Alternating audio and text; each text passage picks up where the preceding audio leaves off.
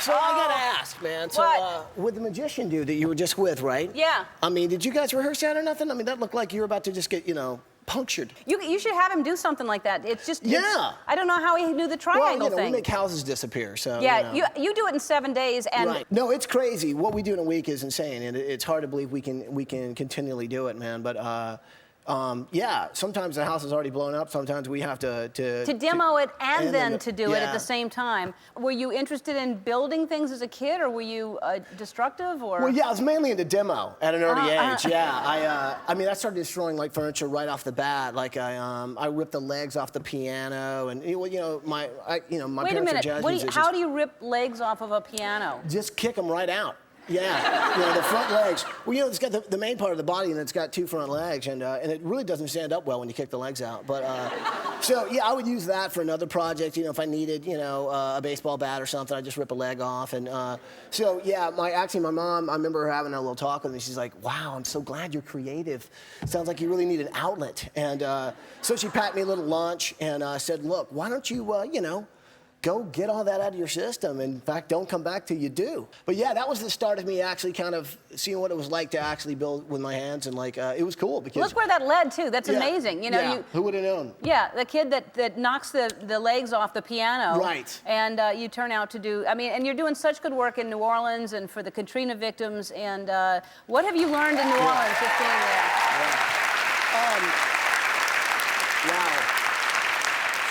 Going down to the Gulf States, man, that was an eye-opening experience. I think a lot of us saw some images on the news, but when you go down there and you actually stand down there and you see what happened, it's overwhelming. And just trying to figure out what you can actually do because it's so huge. And that's the one thing I kept trying to figure out. Okay, what can we do? So we tried to go down and actually help out community centers, big areas that can help lots of people.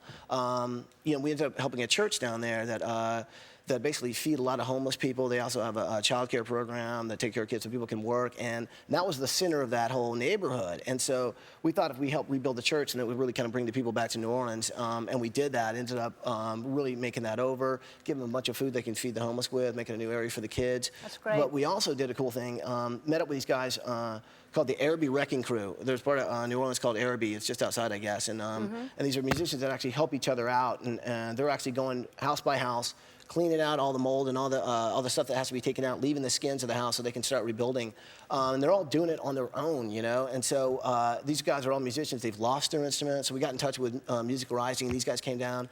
So we had a big jam at the Howlin' Wolf, and all these musicians played. We handed out instruments, and then we gave some cash to those guys that are actually going out there and helping one another. And here's the thing, we all heard these stories about New Orleans about how all kinds of crazy, horrible, violent things that were going on down there. What I saw was just the opposite. All I saw was people helping each other when they absolutely needed the help, and restaurant owners that are the people that used to work at the restaurant that lost their homes are staying upstairs now, and they're just opening up their hearts and they're just coming together as a town. Great. And they're so cool down there. They have the spirit of this town. I think if there's one town that can make it through that storm, it's New Orleans. I hope so. It's my hometown, and we're going back next week. So I'm scared to see what I'm going to see, Yeah. But anyway, I'm so happy, and we need more people going down there to experience it firsthand. And like I said, we'll be back next week for the first time, and I'm really a little. It's weird. You see a water line on a lot of houses, Yeah, so. I know. I've heard. It's anyway, but thank you for what you're doing. Yeah. I appreciate it. It's and a great job. Extreme Makeover Home Edition is on